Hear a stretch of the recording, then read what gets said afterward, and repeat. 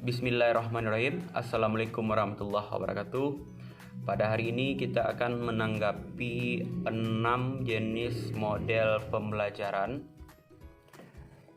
dengan simple dan menyimpulkan setiap model tersebut. Yang pertama, kita masuk ke dalam model TSTS, to stay dan to stray. Sebelumnya, keenam model ini adalah rumpun keilmuan kooperatif dan semuanya bersifat outdoor dan labor.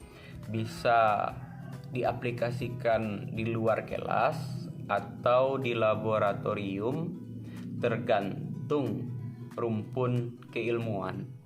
Kalau keilmuannya praktikum, bisa saja praktikum itu di luar, indoor, atau di laboratorium. Oke. Jadi semuanya ini merupakan model free, maknanya itu model bebas yang diamanatkan kepada guru untuk meningkatkan kreativitas guru dalam mengajar dan dalam mengelola kelas. Ya.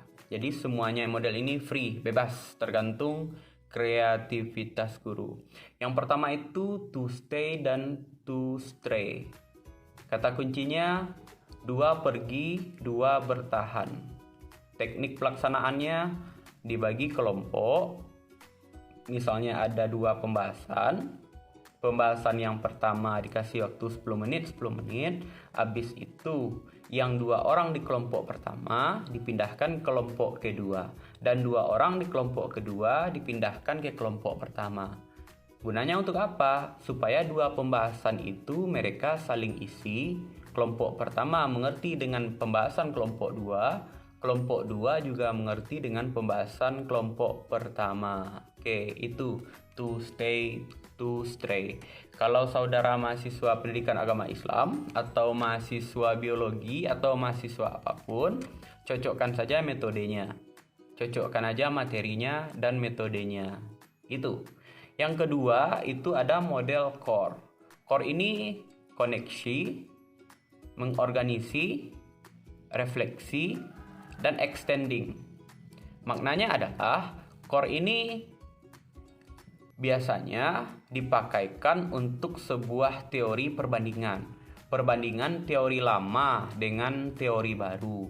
Misalnya, dalam pembelajaran untuk mengevaluasi, membandingkan konsep evaluasi, bagaimana saudara membandingkan kurikulum KBK dengan kurikulum KTSP.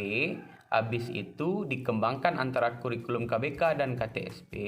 Habis itu dianalisis dan dibuat teori baru atau pendapat baru. Oke. Jadi itu core. Kata kuncinya membandingkan antara teori lama dan teori baru, konsep lama dan konsep baru. Habis itu dikembangkan dari yang keduanya. Oke. Terus yang ketiga ada itu SQ3R ya. SQ3R ini merupakan perpanjangan dari metode atau konsep Kurtilas. Dalam Kurtilas itu kan guru bersifat fasilitator.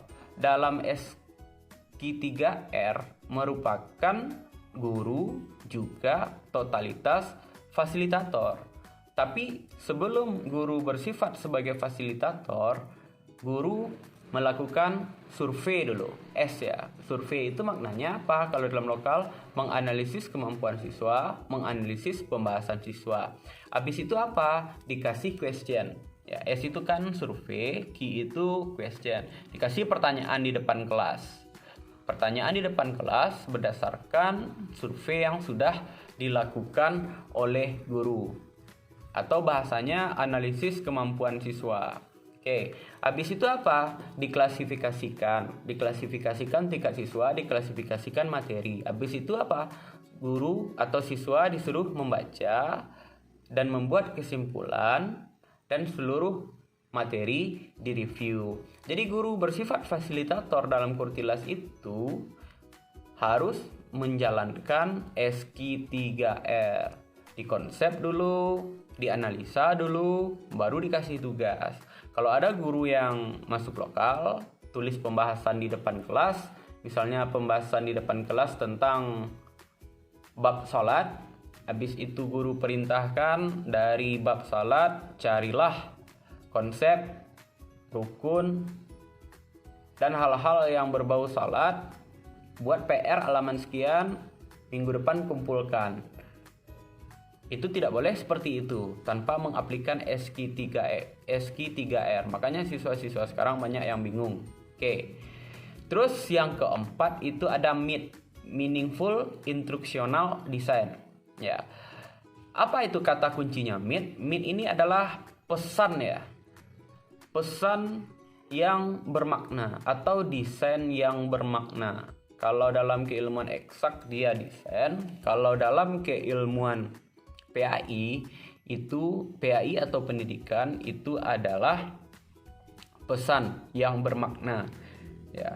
Jadi maknanya apa? Bagaimana saudara menjadi sebagai seorang guru mengeluarkan pembelajaran, mengeluarkan teori, mengajarkan kepada siswa yang substansinya itu ada makna. Makna itu orientasinya adalah melekat dalam hati dan jiwa siswa atau pemikiran siswa. Contohnya apa? Contohnya ketika saudara belajar tentang akhlakul karimah, ya, saudara memaparkan tentang konsep akhlakul karimah, saudara menanamkan akhlak kepada orang tua, saudara motivasikan akhlak kepada orang tua. Apa konsekuensi ketika kita berakhlak atau mengabdi kepada orang tua? Makna itu berkesan. Ya, makna itu berkesan.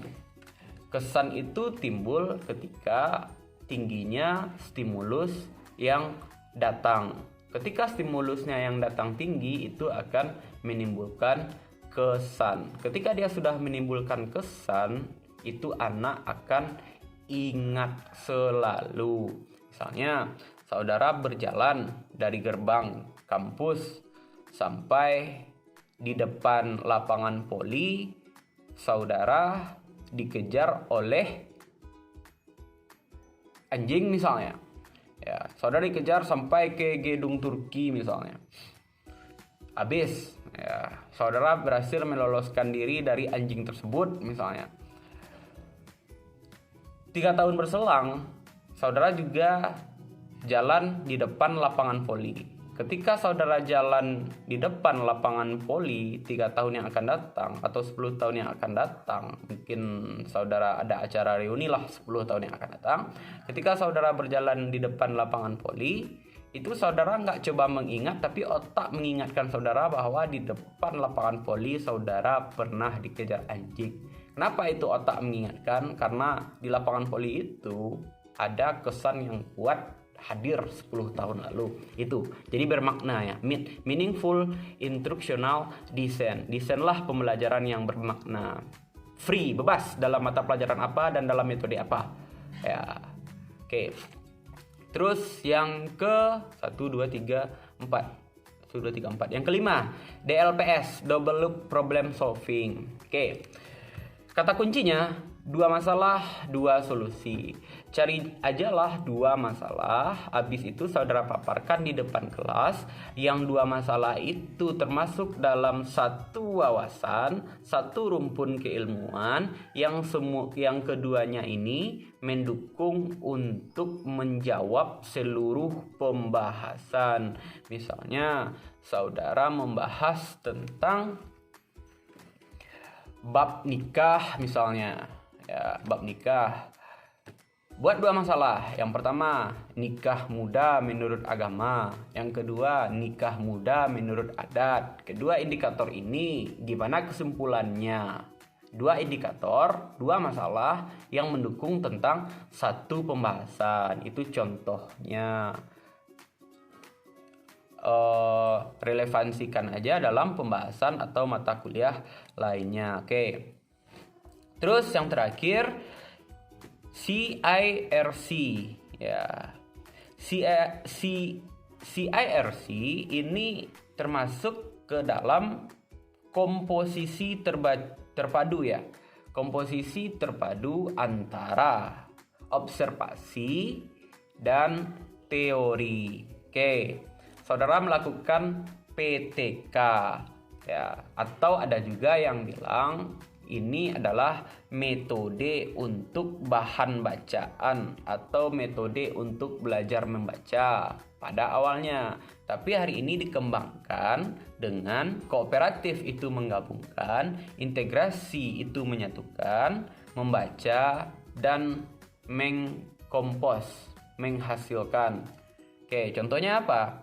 Contohnya saudara melakukan observasi.